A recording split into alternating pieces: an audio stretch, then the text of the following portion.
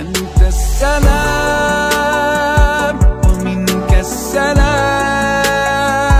تباركت يا ذا الجلال. Rasulullah sallallahu alaihi wasallam bersabda, "Ma quti'a minal bahimah fahuwa maitatun." Ma quti'a minal bahimah fahuwa maitatun. Rawahunya kakek riwayatnya ada di sini. Aku lupa riwayat siapa itu. Kalau salah diriwayatkan oleh Imam Nasa'i kalau salah. Ma quti'a minal bahimah fahuwa maitatun. Tab. Dia lemak di sini halaman pertama. Ma quti'a minal bahimah wa hiya hayyatun fahuwa maitatun. Rawahu Abu Dawud. Riwayat Imam Abu Dawud. Ma quti'a minal bahimah wa hiya hayyatun fahuwa maitatun. Apapun yang terputus dari tubuh hewan sedangkan hewan itu masih hidup, maka bagian yang terputus itu hukumnya adalah bangkai, dan bangkai itu hukumnya najis. Rawahu Abu Dawud. Nah, sekarang dari hadis itu bercabang turun, ya. Apapun yang terputus dari anggota badan hewan, baik hewan itu halal dimakan atau hewan itu haram dimakan oleh kita, jika badannya terputus, apakah tangannya, kakinya terputus, sedangkan hewannya masih hidup, maka bagian yang terputus yang sudah terpisah itu hukumnya bangkai. Selesai. Jadi kaki, kamu punya kambing. Kambing halal apa haram dimakan? Halal dimakan kambing kan? Dia masih hidup. Tiba-tiba ditombor mobil, kakinya putus. Tapi kambingnya masih hidup. Maka kaki yang putus ini hukumnya bangkai, tidak boleh kamu makan. Karena binatang masih hidup.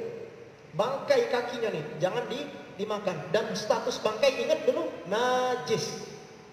Termasuk, nah ini catatan, di dalam mazhab Imam Asy-Syafi'i, bulu daripada hewan yang haram dimakan, catatan, bulu daripada hewan yang haram dimakan, apabila terputus dari badannya, maka bulu itu disamakan dengan bangkai.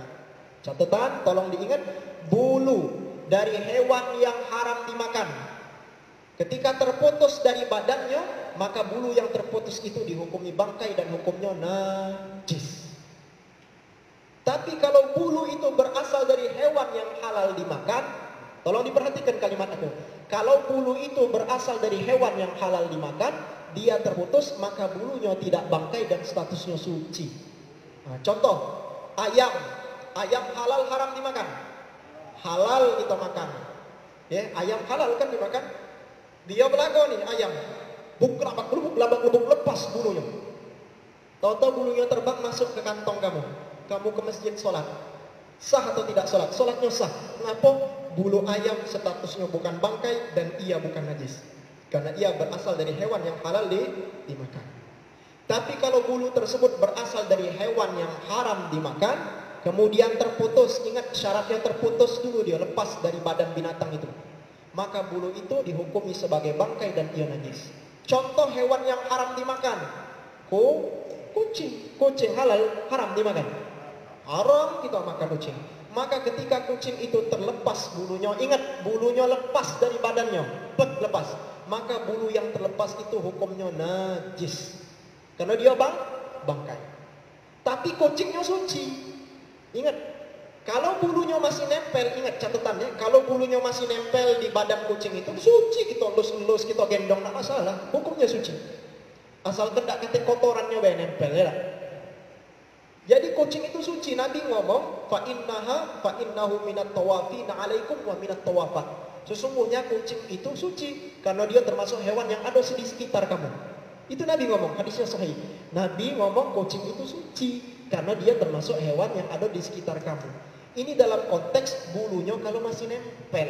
Tapi kalau bulunya sudah terputus, berlari ke hadis yang Abu Dawud tadi. Kalau dia berasal dari hewan yang haram dimakan, terputus bulunya, bulu yang terputus itu hukumnya najis. Sehingga bulu kucing yang terputus dari badannya, bulu yang terputus itu hukumnya bangkai dan ia najis. Tapi ada catatan. Kata ulama kita mazhab Syafi'i, kalau bulu kucing itu sedikit, putus-putus, nempel di sejadah kita atau nempel di baju kita, kalau jumlahnya sedikit maka dimaafkan. Tapi kalau jumlahnya sudah banyak, bertumpuk banyak bulu kucing di situ, tidak bisa dimaafkan. Jangan kita sholat dengan sejadah itu. Ya, nah, tolong dicatat ini. Ini di dalam mazhab kita Imam Syafi'i. Ya, tapi kalau di dalam mazhab imam lain, misalkan dia ngomong tidak najis itu. Bulu kucing yang terputus tidak najis. Ini mazhab lain. Kita yang Syafi'i dulu lah. Jangan dulu yang lompat-lompat ke lain. Ini masalah nih kawan ini nih. Dak galak dengar ulama. Dia pengen nak balik ke hadis. Kau siapa nyuk kau? Kita ni memahami hadis melalui pendapat ulama.